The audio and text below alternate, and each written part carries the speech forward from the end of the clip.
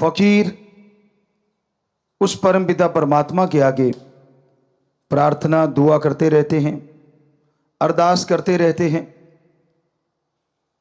और उसका मकसद सिर्फ एक ही होता है कि हर जीव सुख शांति हासिल करे, हर इंसान को वो खुशियां मिले जिसके लिए वो दुआएं करता है, प्रार्थनाएं करता है। पर जायज नाजायज मांग ना तो कभी पूरी होती है और ना उसके लिए संत पीर फकीर कोई दुआएं करते हैं। जायज नाजायज, सही है गलत है, इसका पता कैसे चले? आप अगर सत्संग लगातार सुनते हैं, ये हो ही नहीं सकता कि आपको ये ना पता चले सही मांग कौन सी है और गलत मांग कौन सी है। सही मांग वो होती है जिससे परिवार का भला हो, समाज का भला हो, देश का भला हो और संसार का भला हो। सही मांग वो भी होती है शरीर का भला हो, आत्मा का भला हो और दिमाग में शांति रहे, संतोष धन आए, मन ना भटकाए, माया ना छलिया बने, काम वासना क्रोध लोभ मोह अहंकार तंग ना करें। ये सारी प्रार्थनाएं जब की जाती हैं तो परमपिता परमात्मा की दरगाह में मंजूर होती हैं।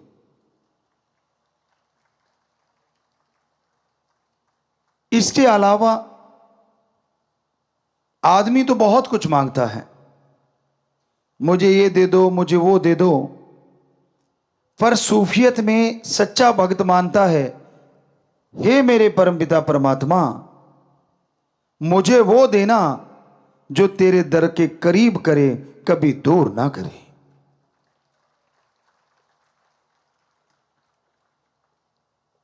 बहुत धन दौलत आ गई लोगों के पास, ऐशो आराम के साधन हो जाते हैं,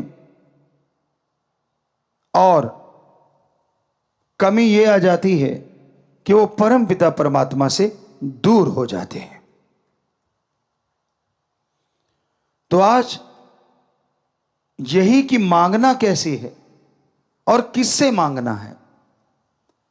वैसे तो समाज में रहते हुए आप समाज से मांगते रहते हैं, लेन देन चलता रहता है, पर वो स्वस्थ तरीके से लेन देन हो।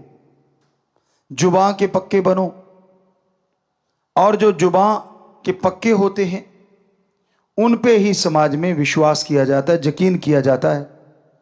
जो जुबान के कच्चे होते हैं, घर वाले यकीन नहीं करते, समाज तो क्या करेगा। पुराने समय में हमारे भारत में यह संस्कृति रही है कि दो दोस्त एक दूसरे को जुबान दे देते थे छोटे छोटे बच्चों के लिए कि भाई अपनी दोस्ती है, तेरा बेटा और मेरी बेटी की शादी आपस में करेंगे ताकि ये रिश्ता और मजबूत हो जाए। तो दोनों हाथ मिलाया या यूं कह दिया कि हाँ पक्का, और फिर 100% वो पक्का होता था, उसमें कच्चापन नहीं आता था। आज पहली बात तो जुबान ही नहीं रही, जुबान करके लोग मुकर जाते हैं। दूसरी बात, जुबान को छोड़ो, लिखा हुआ मुकर जाते हैं। ऐसा टाइम है, ऐसा समय है। प्यारी साध संगत जियो, इंसान जब मांगने बैठता है उसे यह लगता है कि मैं तो जायज ही मांगता हूं, नाजायज मांगता नहीं। आप उस बच्चे की तरह हो जो छोटे से होता है, बिल्कुल छोटी सी उम्र में सांप को देख के कहता है मैंने पकड़ना है, कोयले को देख के कहता है मैंने खाना है। तो क्या अच्छे माँ बाप आप में से अपने बच्चों को वो खिला देंगे? क्या आप अपने बच्चे के हाथ में सांप पकड़ा देंगे? कभी नहीं। तो परम पिता परमात्मा तो आपकी आत्मा का मां बाप है, आपकी आत्मा का साईं है। आप नाजायज मांगेंगे तो वो आत्मघात के लिए कभी भी आपको नहीं देगा, अगर आप भक्त हैं। और अगर मालिक को लगता है कि आपके लिए सही है, लगता नहीं, वो तो जानता है, तो पल में वो आपकी इच्छा चुटकियों में पूरी कर देगा। पर कई बार होता है, आदमी कहते हैं ये मांग तो हमारी सबसे श्रेष्ठ और जायज। आप नहीं समझ सकते, वो मांग जायज है, सर्वश्रेष्ठ है, 100% सच, और मालिक अल्लाह राम 100% पूरी भी करता है। लेकिन थोड़ा आगे पीछे होता है, तो उसमें घबराओ नहीं, बल्कि सुमरन, अखंड सुमरन सेवा में लगे रहो, इबादत करते रहो, भक्ति करते रहो। तो यकीन मानो वो भक्ति के बदले आपकी वो जायज मांग ही पूरी नहीं होगी, भक्ति का फल भी आपके अकाउंट में जमा हो जाएगा। क्योंकि उसने इस बहाने आपको पता नहीं क्या क्या बख्श देना है। आप अपने सतगुरु से प्रीत करते हो, यानी ओम हरि अल्लाह राम से, या गुरु पीर फकीर से प्रीत रखते हो, उसके लिए तड़फते हो और सुमरन करते हो कि मेरी क्यों नहीं सुनता। वो सुन रहा है, और यकीन मानो 100% सुनेगा। लेकिन आप सुमरन कर रहे हो, उससे वो आपके कुलों का उद्धार किए जा रहा है, जो आपको पता नहीं चलता। आने वाले बुरी वक्त की तपिश से वो आपको बचाए जा रहा है। आने वाली तेज गर्म हवाओं से वो ढाल बन के आपके सामने खड़ा हुआ है।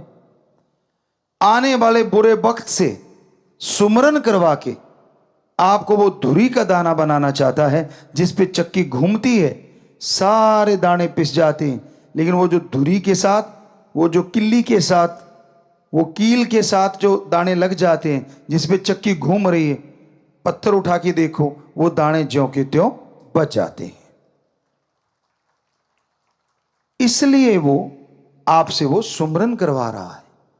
इसलिए आपको कहता है नाम चर्चा में, यानी मालिक के नाम की यहां चर्चा हो।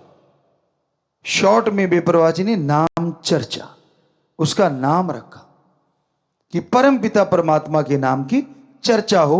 वहां जाके सुनो, फल बहुत मिलेगा।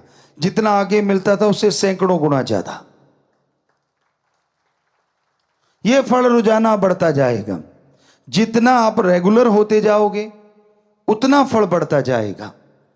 आजकल नहीं है जो कि स्कूलों में होना चाहिए। हमारे टाइम में था कि जो सबसे ज्यादा जिसकी हाजिरी होगी स्कूल में, उस बच्चे को अवार्ड दिया जाता, चाहे कॉपी पेन ही क्यों ना हो। आज तो युग बड़ा आ गया, थोड़ा बड़ा अवार्ड भी रखा जा सकता है। तो उस वजह से बच्चे कंपटीशन में आ जाते थे और स्कूल से बंक नहीं मारते थे। फायदा किसका? बच्चों का भी, टीचरों का, प्रिंसिपल, हेडमास्टर का। क्यों? क्योंकि बच्चे लगातार आएंगे, ज्यादा ज्ञान हासिल करेंगे, तो मेरिट होल्डर तो क्या, वो जिले में और हो सकता है स्टेट, देश में भी टॉप आ जाए। आज के युग में हमने देखा बच्चे बंक मार के अपने आप को बड़ा साबित करते हैं कि मैंने इतने बंक मारे हुए हैं। उनको लगता है मैंने बहुत बड़ा काम कर रखा है। ये नहीं पता कि आपने अपने एम के अंदर सुराख कर रखा है। बचपन में एम होता है कुछ बनना, और जब जवानी आती है तब तक बन जाना, और जब अधेड़ अवस्था आती है तब तक बन के सारी खुशियां हासिल करना। लेकिन आज के दौर में ये चीजें नहीं है। तो हमारे वहां बच्चों के एक तरह का गुरुकुल ही है वो, और माँ बाप आते थे तो सिखाया जाता था कि जब वो माँ बाप का दिन आए बात बाद में करना, पहले अपने माँ बाप के पांव छूने हैं झुक के। ये इसके पीछे बहुत बड़ी साइंस है, बहुत बड़ी विज्ञान है। आप झुकते हैं तो वो जो पांव को छूना और एक सिर पे हाथ का आना, इसके अंदर बहुत बड़ी साइंस छुपी हुई है। झुकना सिखाता है कि धर्म कहते हैं कि दीनता, नम्रता। आपकी ईगो फिर हार्ट नहीं होगी अगर आप आज झुकना सीख जाते हैं। जो झुकना नहीं सीखते वो टूट जाया करते हैं। ऐसे तिनके को मरोड़ो।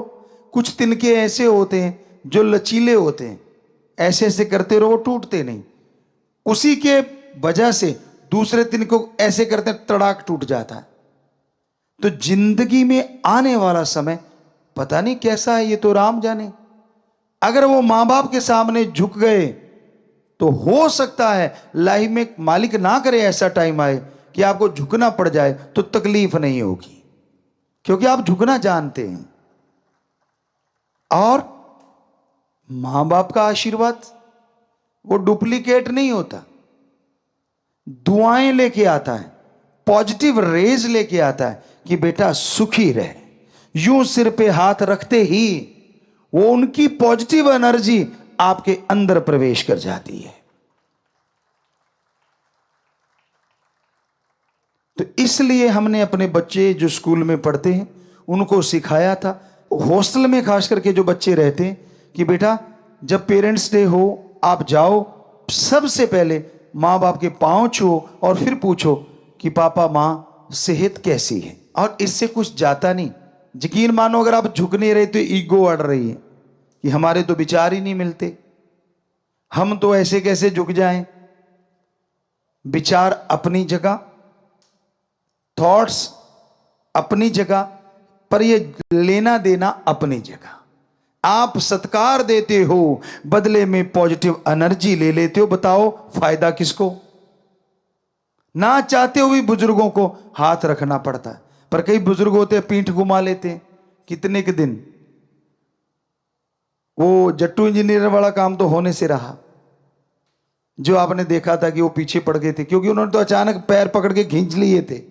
खींचने नहीं, टच करने होते हैं। तो वो तरीका, अब साइंस भी इस चीज को मानने लगी। जब आप सुमरन करते हो, आपको नहीं मालूम, लेकिन बहुत पहले भी हमने सुनाया था, कुछ देशों के साइंटिस्टों ने इस पे रिसर्च किया और ये बताया कि जो लोग सुमरन करते हैं उनको एक जगह बिठाया और जो नहीं करते उनको अलग। तो बड़े परिवर्तन मिले। सुमरन कर रहे बड़े शांत रहते हैं जो सुमरन कर रहे थे, जो नहीं कर रहे थे वो बात बात पे टेंशन ले रहे थे, चिंता कर रहे थे। सुमरन कर रहे थे वो जिंदगी जीने के ढंग सीख रहे थे, और सुमरन नहीं करते थे वो टेंशन लेके सुसाइड की तरफ जा रहे थे। फिर उन्होंने उनका रिसर्च बंद कर दिया, अब सुमरन वालों पे फोकस कर दिया कि ऐसा क्यों है। सेंसर लगाए गए, कंप्यूटर से जो भी सिस्टम थे सारे लगाए गए। और ये बहुत पहले की बात है, सर्च करने पे शायद मिल जाए, लेकिन हमने कहीं पढ़ी थी। तो उन्होंने फिर ये देखा कुछ दिनों के बाद कि एक रेज आ रही हैं और वो रेज आसमान की तरफ से आ रही हैं, और जो सुमरन कर रहा है, मेडिटेशन कर रहा है, वो रेज आके उसके दिमाग पे यूं किरणें, आपने देखा ना कई बार कि ऐसे आपने फोटो में ये तो एक कंप्यूटराइज्ड चीजें होती हैं कि यूं हाथ की और यहां से एक लाइट निकली, आप देखते होंगे डॉक्यूमेंट्री वगैरह में, तो वो लाइट पड़ रही है, वो 100% सच होता है। ऊपर से रेज आती है और वो माइंड में टकराती है, ये साइंटिस्ट कह रहे हैं, और उनके अंदर माइंड में परिवर्तन आने शुरू हो जाते हैं। डीएनए के जो सेल्स हैं वो मजबूत होते हैं, अंदर डीएनए पनप रहा है, वो और स्ट्रांग होता चला जाता है। फिर उन्होंने सोचा इन रेज का पीछा किया जाए।